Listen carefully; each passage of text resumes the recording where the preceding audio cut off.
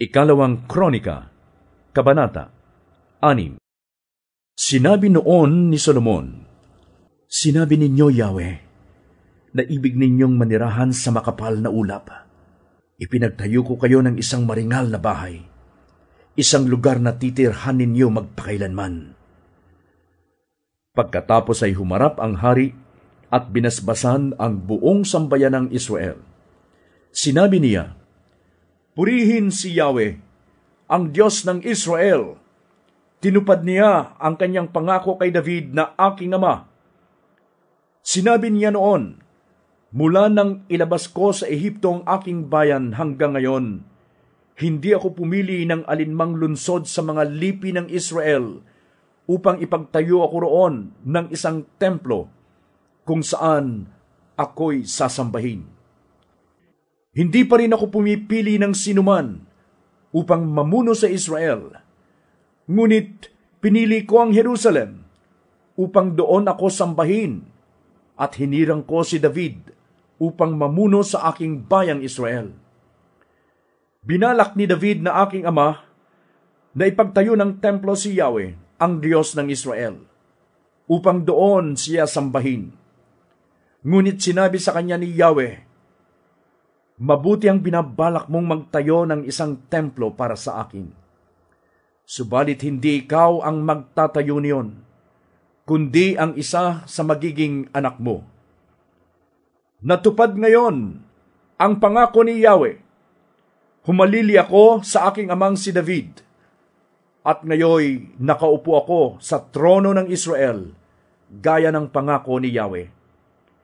Naitayo ko na ang templo kung saan ay sasambahin si Yahweh, ang Diyos ng Israel. Nailagay ko na roon ang kaba ng tipan na kinalalagyan ng kasunduang ginawa ni Yahweh sa sambayan ng Israel." Pagkatapos, sa harap ng buong sambayanan ng Israel, tumayo si Solomon sa harap ng altar ni Yahweh at iniunat ang kanyang mga kamay. Gumawa siya ng isang entabladong tanso, 2.5 metro ang haba, gayon din ang luwang at 1.5 metro ang taas. Ito ay pinagawa sa gitna ng bulwagan.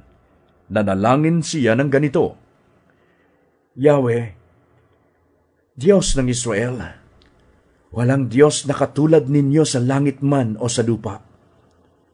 Tinutupad ninyo ang inyong pangako sa inyong mga lingkod.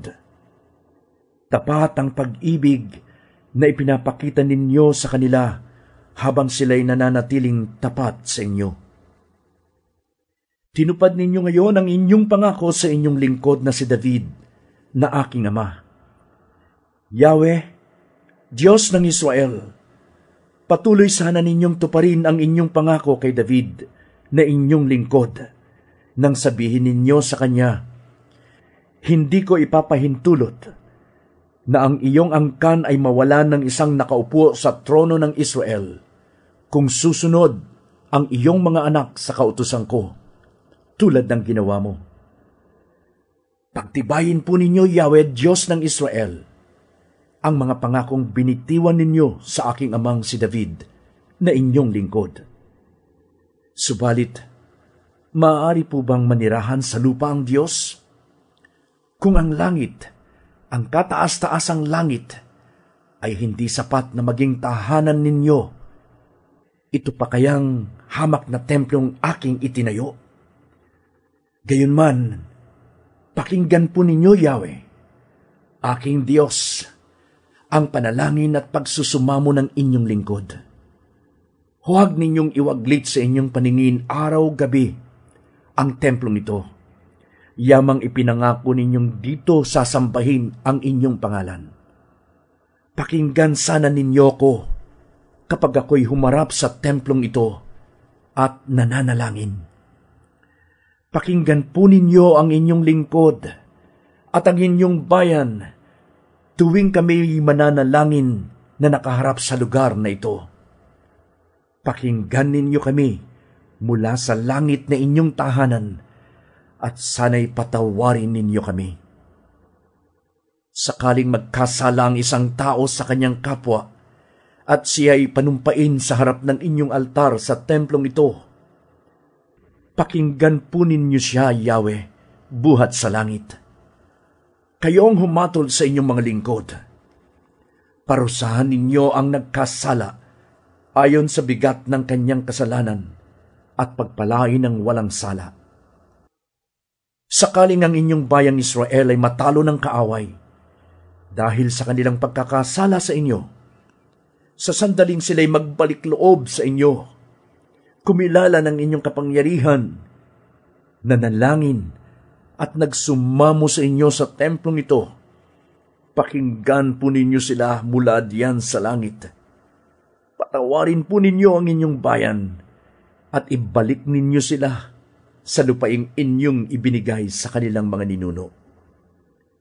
Kapag pinigil ninyo ang ulan, sapagkat nagkasala sa inyo ang inyong bayang Israel, at kung sila'y manalangin sa templong ito, magpuri sa inyong pangalan at magsisi sa kanilang kasalanan, at kilalaning iyon ang dahilan ng inyong pagpaparusa, pakinggan po ninyo sila mula sa langit. Patawarin ninyo ang inyong mga lingkod, ang inyong bayang Israel. Ituro ninyo sa kanila ang landas na dapat nilang tahakin. Papatakin na ninyo ang ulan sa lupaing ipinamanan ninyo sa inyong bayan.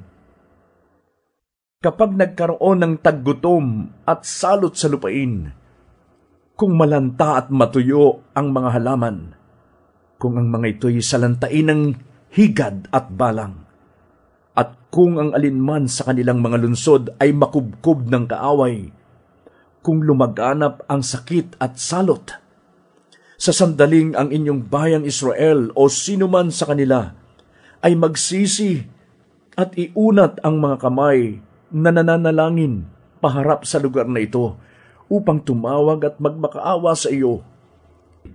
Pakinggan ninyo sila mula sa langit na inyong trono at patawarin ninyo sila.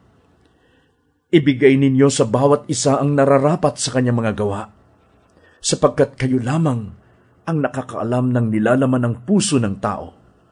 Sa ganoon, mananatili silang may takot sa inyo habang sila'y nabubuhay dito sa lupaing ibinigay ninyo sa aming mga ninuno.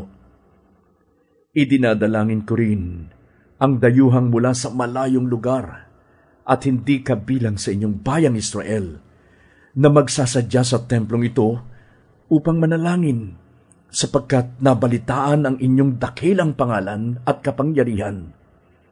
Pakinggan ninyo siya mula sa langit na inyong trono at ipagkaloob ninyo sa kanya ang kanyang hinihiling. Sa ganoon, kikilalanin ng lahat ng tao sa daigdig ang inyong pangalan. At tulad ng Israel, malalaman nila na kayo ay sinasamba sa templong ito. Kapag ang inyong bayan ay nakipagdigma laban sa kanilang mga kaaway bilang pagsunod sa inyong utos, at sila'y nanalangin na nakaharap sa lunsod na ito na inyong pinili at sa templong aking ipinatayo upang dito'y sambahin kayo, pakinggan po ninyo sila mula sa langit, pagtagumpayin ninyo sila.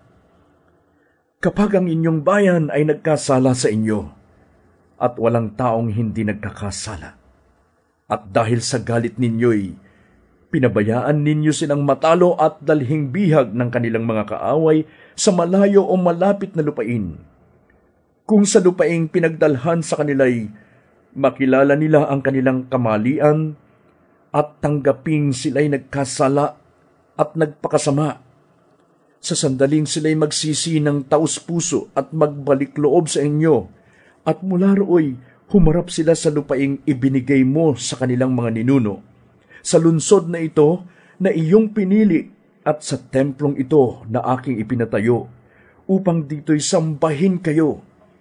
Pakinggan ninyo sila mula sa langit na inyong tahanan.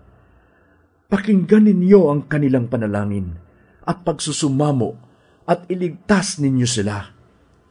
Patawarin ninyo ang inyong bayan sa kanilang pagkakasala sa inyo.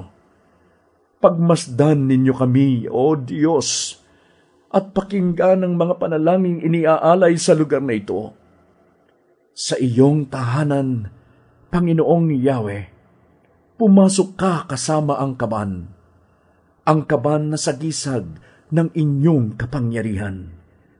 Iyong mga pari, hayaang magpahayag ng iyong kaligtasan. Ang mga hinirang sumigaw sa galak. Huwag ninyong itakwil, Panginoong Yahweh, ang pinili ninyong hari. Alalahanin ninyo ang inyong tapat na pag-ibig kay David na inyong lingkod.